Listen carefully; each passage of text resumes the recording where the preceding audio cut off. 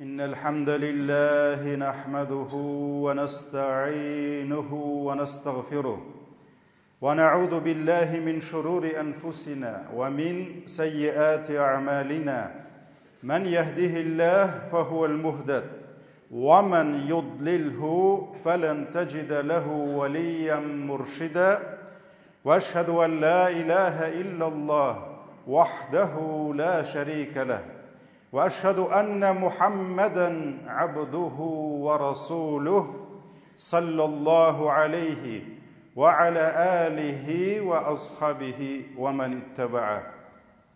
Ғалымдарны юктан бар кылып, безне үзенең шиксез ниғмәтләрендә, сый-хөрмәтләрендә яшәтүче Раббыбыз Аллаһка мең шөкерләребез, мактау ва улуглауларыбыз булсын.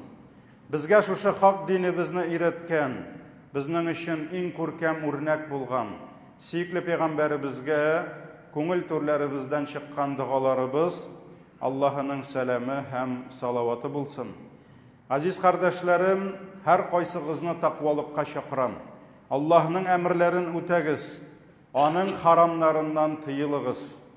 Аллаһ Тәгалә Кур'ан-ы Кәримдә әйтте: "Я айюхаллазина аману тақуллаха хакка туқатih ва ла тамутунна илля ва антум муслимун." Әй иман китергән бәндәләр, Аллаһ Тәгаләгә тиешле дәрәҗәдә тақва булыгыз һәм мөселман булмаган хәлдә Аллаһ хузурына кайтудан сакланыгыз. Изге кунак, Рамазан айы башта сагындырып, көттіріп келді, аннарысын күрәбіз, сизілмей дә китеп бара. Изге кунак китә, ләкин иншалла ул буш кул белән китми. Мөминнәрнең көндезләрен тоткан уразаларын, кичләрен, төннәрен басып торган кыямнарын, зикр тәсбихларын, хәйр садакаларын, ялварып кылган тәүбә истигъфарларын төяп, иншалла, ул яраткан Раббыбыз хузурына кайтып китә. Бер яктан сөенәбез, изге Рамазанда Аллаһ безгә яшәргә насип итте.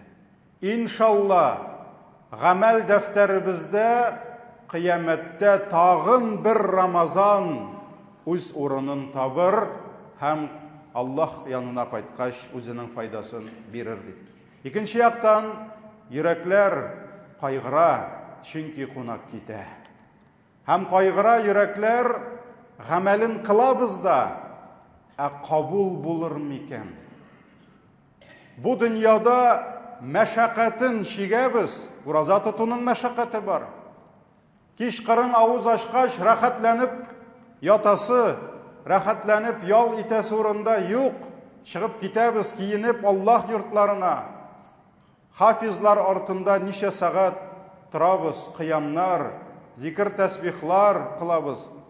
Шуңа күрә тырышлыгын кылабыз, ләкин кыямәт көнендә шушы тырышлыкларыбызның җимешен, нәтиҗәсен күрербезме? Бу изгелекләребезне изгелекләр савытында, мизанда күрербезме? Менә бу әйбер безне һәр вакыт борчый һәм борчырга тиеш. Кемнең нәрсәсе бар, ул шуның өчен борчыла. Баласы булган, баласы өчен борчыла. Мал мөлкәте булган, мал мөлкәте өчен борчыла. Иманы булган, изгелеге булган, әлбәттә, изгелеге өчен борчыла һәм кайгыра. Имам Бухариның Әдәбул Муфрадта китергән бу хадисен күп тапкырлар китерәм, ләкин бүген дә үземә һәм сезгә искә төшереп, яна бер гыйбрәт алып китәсем килә. Абу Хурайра радиллаһу анһу әйтә, бер вакыт сөйкле пәйгамбәребез янына сахабалар килделәр. Һәм әйттеләр: "Я Расулаллаһ, фәлән хатын бар, көндезләрен уразада, төнләрен тәһәҗүдтә, әле малы барды, акчасы бар, бик күп садака бирә ди. Машалла, нинди күп изгелекләр кыла. Ләкин бер явызлыгы бар ди. теле белән күршесен интектирә ди. Аның белән күрше булып яшәгән кеше интегә аның шушы хатынның теленнән. Шуннан соң Пәйгамбәребез әйтә: "Ла хайра фи хади ва хия фин-нар." Бу хатында хәерлелек юк ди. Һәм ул җәһәннәмдә яначак ди. Шуннан соң Пәйгамбәребезгә мисал итеп китерделәр, башка бер хатын бар ди. Ул инде ансы кебек күп нәфил уразалары тота алмый ди. Күбрәк фарызларын гына тота ди. Аның кебек күп тәһаҗүдләрдә тора алмый, ләкин фарыз булган намазларын башкара ди. Һәм тегесенеке кебек малы да күп түгел ди. Садаканы да кипкән иремшек белән бирә ди. Әллә ни күп юк малы, ләкин кипкән иремшек белән бирә. Әмма бу хатын ди, бер кашан бер кемгә зыян китермәй ди. Бер кемнең аннан зыян күргәне юк ди. Шуннан соң Пәйгамбәребез әйтә: "Әмна ул җәннәт әһле ди." Ул җәннәт әһле ди. Менә бу хадис, иншалла, мин өметләнәм, барыгызга да таныш хадистер. Ләкин җәмәгать, бу хадисны без кат-кат укып, үзебезнең гамәлләребезне тикшерергә тиешбез. Чөнки Алла сакласын, монда күпме изгелек кылып, каядыр шайтан безне бер перекрестокта алды, килеп җиттек инде ничә мең чакрым, күпме тырышлык, күпме бензин яндырдык, килеп җиттек дигәч, шайтан алдады да каядыр кирип буталдык, барасы җиребезгә барып җитә алмадык. Шуның кебек тәһаҗүдкә торган, нәфил уразасын тоткан, садакасын биргән, бер урында ялгышып, бөтен гамәлен юк иткән. Бер тәпән бал, бер калак, бер тәпән балны бер калак дигит бозган. Шуңа күрә җәмәгать, тел дигән әйбер ул бик куркыныч, бик опасный әйбер. Ул безне хәлак итә. Гарәпләр бәлаул инсани минал лисани дигәннәр. Кешенең бөтен бәласе теленнән дигән. Абу Бәкр радиллаһу анһу кайчак телем генә мине хәлак итә дип авызына таш кабып йөргән. Таш булгач сөйләшеп булмый бит. Шуңа күрә кичкенә генә ташны кабып йөргән. Сахабалар сөйкле Пәйгамбәребез янына килеп бу хатынның эш изгелеген искә алдылар. Аның намазлары, аның уразалары, аның садакалары. Әлбәттә хадистә сүз бара нәфил уразалары, нәфил намазлары, нәфил садакалары турында. Ләкин уйлап, фикерләп карасак, шушы эш гыйбадәт турында. Намаз гыйбадәте, ураза һәм садака. Исламның 5 баганасының өчесен алып тора. Шушы зур эш гыйбадәт. Машалла. Бу бит кичкенә гыйбадәтләр түгел. Ләкин шушы эш гыйбадәткә карасак, бу хатынның нәрсәдер анда җитеп бетмәгән. Намаз. Субханалла, төне буе йокламаган ул хатын. Төннә белән нәфесен җиңеп, юрганын күтәреп, тахаратын алып намазга баскан. Татлы йокыларын изгән, ләкин аның намазларына нәрсәдер җитмәгән. Әгәр җитсә, Пәйгамбәребез әйтер иде, ул хатынның намазлары бар дип. Ул әйткән: "Ла хайра фи хади." Ул хатында хәерлелек юк ди, нет в ней блага ди. Значит, нет в ней намазов дигән мәгънәгә килә. Нәрсә җитмәгән? Намазның тәэсире юк. Намазның кешегә булган йогынтысы юк, влияниесе юк. Аллаһы Тәгалә Коръәни Кәримдә вәгъдә итте. Нәрсә дип? Аллаһ вәгъдәсен үти. Үрмәкүш Анкабут сүрәсенең 45-нче аятын укыгыз, тәфсир. Иннас-салата танха. Аллаһ Тәгалә әйтә, дөрестлектә намаз тыя ди. Намаз запрещает, воспрещает. Нәрсәне? Анил фахшаи вал мункар. Бөтен фахиш, бузык булган һәм хәерсез булган эшләрне тыя ди. Карагыз, әгәр дә кеше ихластан Аллаһ каршына басуын аңлап, хушуклык белән намаз укыса, аның бу намазы нишли? Аның йөрәген чистарта. Йөрәк чистарса, тел чистара. Йөрәк чистарса, кул, аяклар чистара. Шуңа күрә Аллаһ Тәгалә вәгъдә итте. Дөреслектә намаз кешене тыя ди, бузык, яман, фахиш эшләрдән ди. Һәм бу иң зур зикр булып тора ди Аллаһ Тәгалә. Аллаһ Тәгалә вәгъдә итте. Ләкин бу хатынның укыган намазлары аны тыймаган. Димәк, аның бу намазлары зур сорау астында. Хасанул Басри, табигиннардан иң галим табигиннарның берсе, нәрсә дигән? Эй адам баласы дигән. Шушы аятның тәфсирендә килә. Намаз гына ди, только намаз ди. Сине бузык һәм яман эшләрдән тыяр ди. Әгәр дә намазың бузык һәм яман эшләрдән тыймаса, демәк синең намазың юк дигән. Кеше, мин 5 намаз укыйм дип, шул ук вакытта рәхәтләнеп, харам эшләр кылып йөрсә, 1 ел укый, харам эшләре бетми, 2 ел укыйм ди, харам эшләре бетми. Монда бик зур сорау. Аның намазларында тәртип юк. Аллаһ вәгъдә итте, намаз сине төзәтә диде. А синең намазың сине төзәтми. Значит, у тебя есть вопросы к твоему намазу. Абдулла ибн Масгуд шулай ук әйтә, бу аятка тәфсир итеп, намазына итагать кылмаганның намазы аңа бәрәкәт бирмәс ди. Менә исламда әти-әнигә итагать бар. Хатынның иренә булган итагаты бар. Әмиргә булган итагать бар. Аллаһка, пәйгамбәргә әлбәттә итагать бар. Шуның кебек намазга итагать дигән әйбер бар.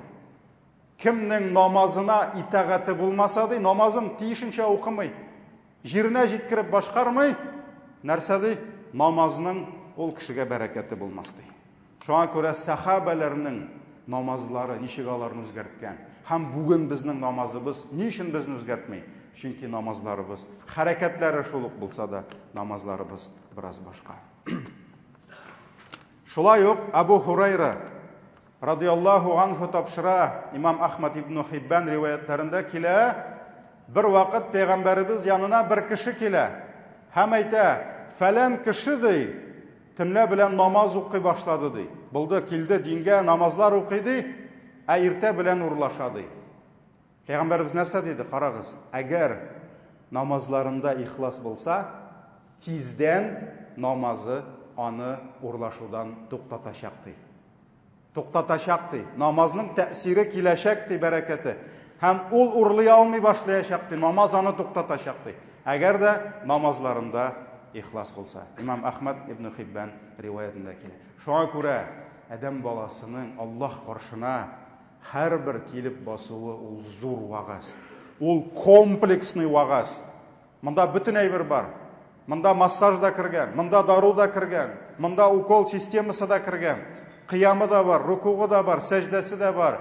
Бу бик зур вагаз. Ләкин аның өчен безгә намазның кыйммәтен аңларга кирәк. Әмма ул хатынның төнге намазлары булган, ләкин намазының нәтиҗәсе булмады. Шуңа күрә нәтиҗә пәйгамбәрбез нәрсә диде? Ла хайра фиха. Юганда хайырлылык, аның намазлары юк дигән. Ураза. Тәмле ризыкларын калдырып, нәфесен җиңеп, уразаларын тоткан. Ләкин күрәсең ул аңламаган. Уразаның төп мәгънәсе корсак уразасы түгел. Ризык һәм ишемлек калдыру гына түгел. Пәйгамбәрбез саллаллаһу алейхи ва саллям әйткән, кем 2 әйберне калдырмаса, ялган сөйләвен һәм үзенең дурфалыгын, грубость, кешеләр белән акырып-бакырып яшәвен калдырмаса, кирәкми Аллаһка аның ризыгын һәм суын калдыруы ди. Не надо. Аллах не нуждается в том, чтобы ты оставил еду и питье, если ты не можешь оставить ложь и грубость. Шуңа күрә нәрсә?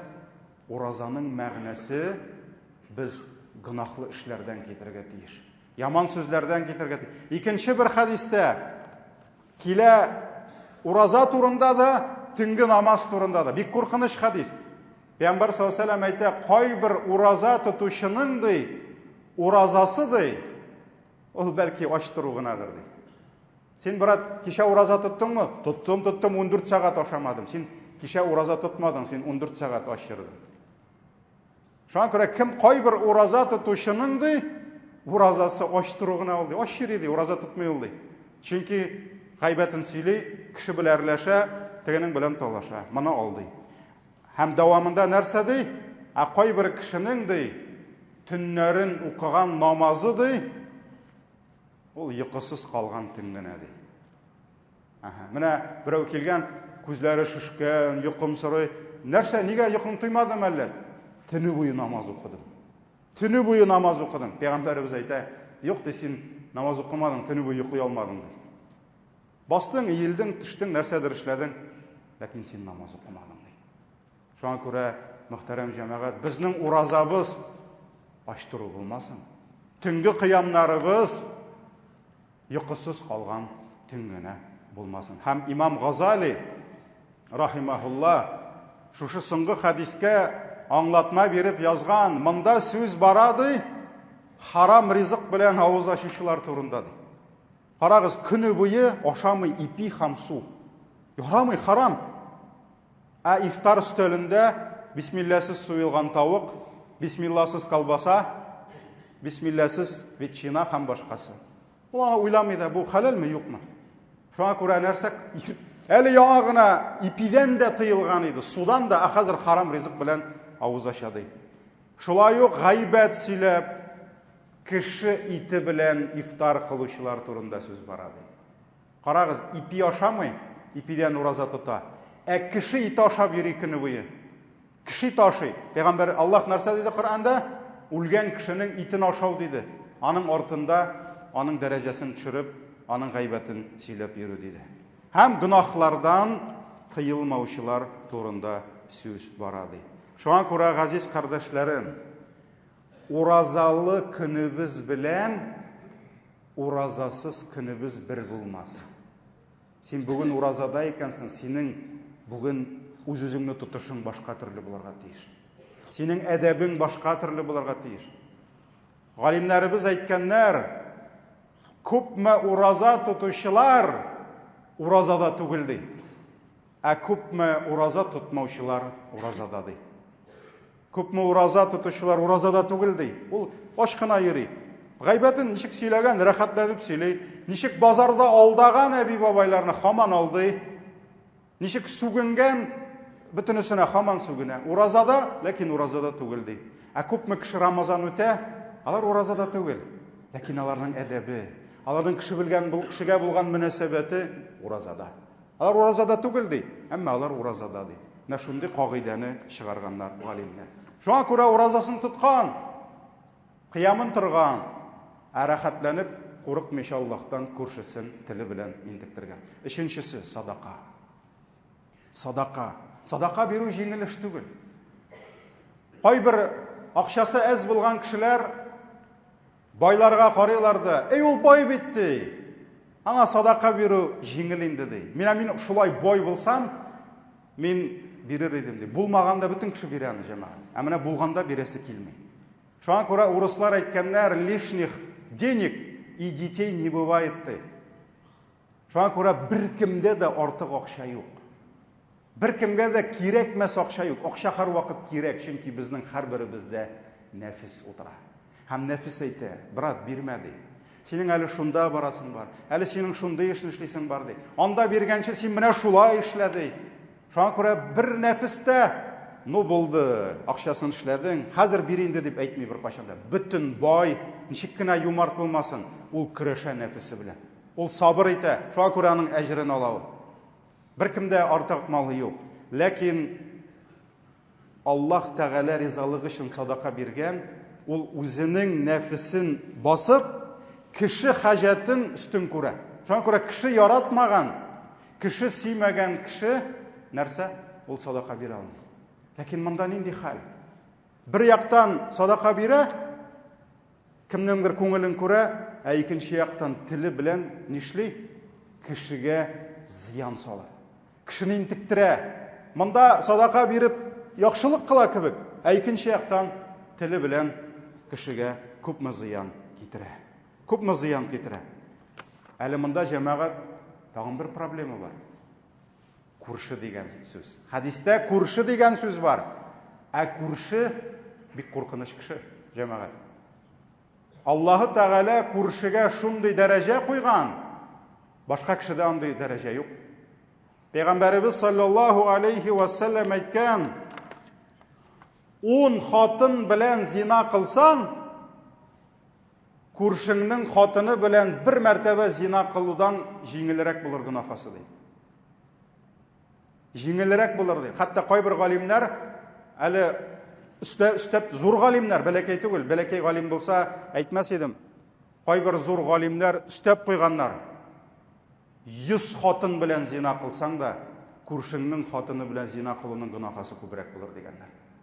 Шуңа күрә күрше хакы, менә синең күршең чыктымы, син аның өстендә умножить на 10, x10 күз алдыңа китер шундук. Син тегеңә сәлам бирәсең, һәм күршеңә моның дәрәҗәсе 10 мәртәбә күбрәк.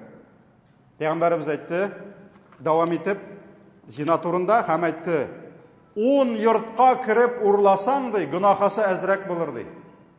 Күршеңнең йортына кирип бер мәртәбә урлауга карый. Шуңа күрә бу нәрсәне аңлата. Күрше хакы гади кешедән 10 мәртәбә күбрәк. Күршеңнең гайбәтен сөйләсәң, 10 кешенең гайбәт гөнаһысын аласың. Күршеңне алдасаң, 10 кешене алдаган гөнаһ аласың. Күршеңә теләсә нәрсә кычкырсаң, 10 мәртәбә башка кешегә кычкырган кебек гөнаһ аласың. Менә шуңа күрә уразаларын тотты бичара хатын. Төнге намазларын укыды, садакасын бирде дә, шайтан аны алдады. Һәм нәтиҗәдә намазы аны үзгәртмәгән булып чыкты. Уразасы аны үзгәртмәгән булып чыкты. Садакасы аның кабул булмаган булып чыкты. Шуңа күрә Пәйгамбәрбез нәрсә диде? Ла хайра фиха. Юганда хәерлелек. Намазы юк, уразасы юк, садакасы юк диде. Булмагач нинди? Аңа җәһәннәм диде. Шуңа күрә җәмәгать, Алла сакласын. Аллаһка булган гыйбадат безнең кешеләргә булган мөнәсәбәтебезне төзәтергә тиеш. Без Аллаһка якынайган сайын кешеләр безнең аларга булган мөнәсәбәтебезнең үзгәрүен күрергә тиеш. Хатын-кыз иде әйтергә тиеш түгел, ирем мәчеткә китте дә грубиянга әйләнде дип. Әни мәчеткә җибәргәч баласын, балам мәчеткә барып грубиланды, жүнсезләнде, элек сүземе тыңлый иде, хәзер тыңламый дип әйтергә тиеш түгел. Ислам безне үзгәртә. Аллаһка якынайгач, безнең әхлагыбыз да Аллаһ Тәгалә тәүфигы белән үзгәрә. Шуңа күрә җәмәгать, мин гыйбадәттә, мин изгелек кылам дип үзебезне юатып, кыямәт көнендә Алла сакласын, буш кул белән кала күрмик. Аллаһ безгә тәүфик бирсен. Баракаллаху лана ва лакум фил Кур'анил азим ва нафa'na бил аяти ва зикрил хаким иннаху хувал гафурур рахим.